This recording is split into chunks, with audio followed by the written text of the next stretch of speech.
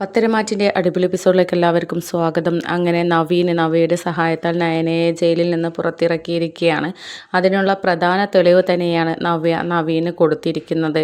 അപ്പോൾ ആ തെളിവ് എന്താണ് എന്നുള്ളത് നവീന് നയനയോട് വ്യക്തമാക്കുന്നുണ്ടായിരുന്നില്ല. ആ തെളിവിൻ്റെ അടിസ്ഥാനത്തിൽ വേറെയും ചില കാര്യങ്ങൾ എനിക്ക് അന്വേഷിക്കാനുണ്ട്. അത് ആദർശേട്ടനെ ഇപ്പോഴത്തെ ഈ ഒരു അന്വേഷണത്തിന് വളരെയധികം സഹായകമാകും.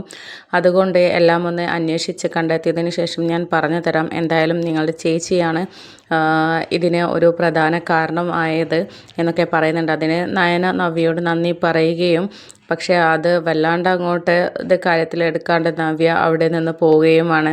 ആ സമയത്ത് നയന കരഞ്ഞ് മാപ്പ് പറയുകയും രക്ഷിച്ചതിന് നന്ദി പറയുകയൊക്കെ ചെയ്യുന്നുണ്ടെങ്കിലും നവ്യ അതൊന്നും ശ്രദ്ധിക്കാതെ അവളെ ഇറക്കിയല്ലോ എന്നുള്ള ഒരു മട്ടിൽ അവിടെ നിന്ന് പോവുകയാണ്. അങ്ങനെ നവ്യ നേരെ അനന്തപുരിയിൽ ചെന്ന് എത്തുകയാണ്. ആ ഒരു സമയത്ത് നവ്യ ആകെ എന്തോ വലിയ ആലോചനയിലാണ് നിൽക്കുന്നുണ്ടായിരുന്നത്. അതിനിടയിൽ മുത്തശ്ശൻ നവ്യയോട് പറയേണ്ട കാര്യങ്ങളൊക്കെ പറഞ്ഞു കഴിഞ്ഞിരുന്നു. ആ ഒരു ചിന്തയിലാണ് നവ്യ നിൽക്കുന്നത്. പക്ഷേ ഇതിനിടയിൽ ഇങ്ങനെയൊരു ട്വിസ്റ്റ് നടന്നിട്ടുണ്ട് എന്നുള്ളത് നയനയ്ക്കോ ആർക്കും ഒന്നും അറിയുന്നുണ്ടായിരുന്നില്ല.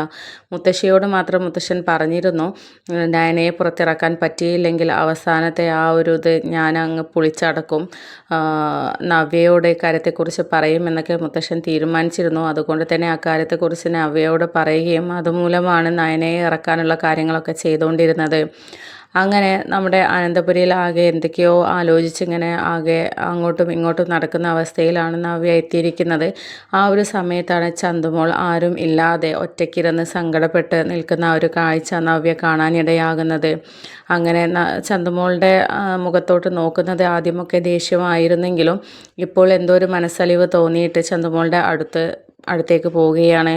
അപ്പോൾ നവ്യയെ കണ്ട ഉടനെ തന്നെ ചന്തുമോൾ അവിടെ നിന്ന് എണീറ്റ് പോകാൻ നിൽക്കുന്ന സമയത്ത് മോളെ നീ എങ്ങോട്ടാണ് പോകുന്നത് എന്നൊക്കെ ചോദിക്കുമ്പോൾ അത് പിന്നെ ആൻറ്റിയല്ലേ പറഞ്ഞത്, ആൻറ്റി വരുന്ന സ്ഥലത്തേക്ക് ഞാൻ വരരുത് എന്നും എന്നെ ആൻറ്റിയുടെ മുന്നിൽ കണ്ടു പോകരുത് എന്നും അതുകൊണ്ടാണ് ആൻറ്റി വന്ന സമയത്ത് ഞാൻ പോകുന്നത് എന്നൊക്കെ ഇങ്ങനെ പറയുന്ന സമയത്ത് ഇനി എന്നെ കാണുമ്പോൾ മോള് പോവേണ്ട ആവശ്യമൊന്നുമില്ല, മോൾ ഇവിടെ ഇരുന്നോ, എൻ്റെ കുഞ്ഞിനെ പോലെ തന്നെയല്ലേ, അതിന് മുതിർന്നൊരു കുഞ്ഞല്ലേ നീ, എനിക്ക് മനസ്സിലാക്കാൻ പറ്റും, മോളെ എങ്ങോട്ടും പോകണ്ട കേട്ടോ എന്നൊക്കെ പറയുന്നുണ്ട്.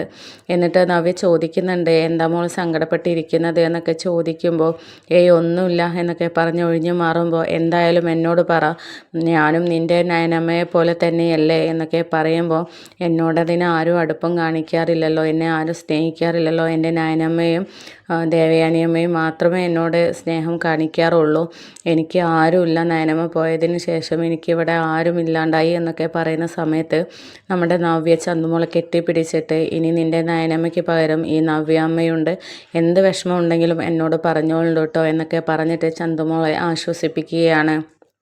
എന്നിട്ട് നിനക്ക് നിൻ്റെ അമ്മയെ കാണാൻ വേണ്ടിയിട്ട് തോന്നുന്നുണ്ടോ എന്നൊക്കെ ചോദിക്കുമ്പോൾ എനിക്കൊരുപാട് കൊതിയുണ്ട്, നയനമുള്ള സമയത്ത് എന്നെ അമ്മയെ കൊണ്ട് കാണിക്കുമായിരുന്നു എന്നൊക്കെ പറയുന്നുണ്ട്. അപ്പോൾ ആ സമയത്ത് നവ്യ പറയുന്നുണ്ട്, നിന്നെ ഞാൻ നിൻ്റെ അമ്മയുടെ അടുത്ത് കൊണ്ട് കാണിക്കാം, നീ സങ്കടപ്പെടേണ്ട, ഞാനിക്കാര്യം പറഞ്ഞു എന്ന് നീ ആരോടും പറയണ്ട, നമുക്ക് പുറത്ത് പോകാം, എന്നിട്ട് നിൻ്റെ അമ്മയെ കാണിച്ചു തരാമെന്നൊക്കെ പറയുകയാണ് നവ്യ. അങ്ങനെ ചന്തുമോളെ ആശ്വസിപ്പിക്കുകയാണ്.